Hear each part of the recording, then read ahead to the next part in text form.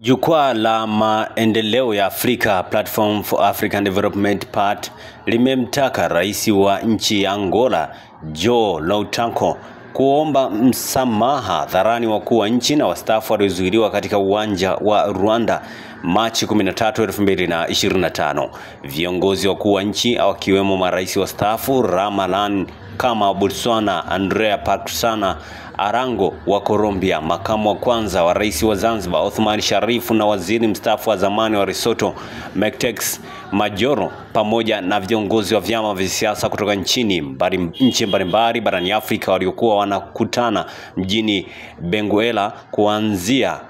leo hii kujadili uelekeo wa demokrasia Afrika. Taarifa iliyotolewa na PAD Machi 14, 2025 inasema sisi waalikwa na washirika wa mkutano wa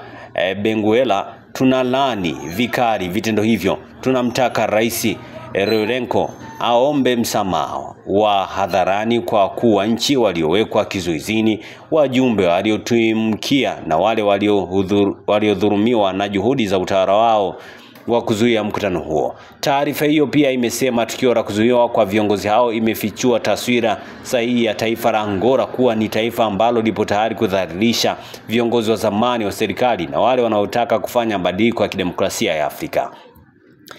Asili halisi ya utawala wa Angola imefichuliwa, uko tayari kudhalilisha na kuaibisha viongozi wa zamani wa serikali za Afrika na wale wanaotaka kujadili demokrasia kwa lengo la kukwamisha maendeleo, kuleta jamii zinazozingatia maslahi ya watu barani Afrika. Aidha, PAD imesema hakuna wakati wowote ambao wale waliokamatwa walipewa maelekezo kuhusu kuwekwa kizuizini kwao au kuhusiana na kufukuzwa kwa wenzao.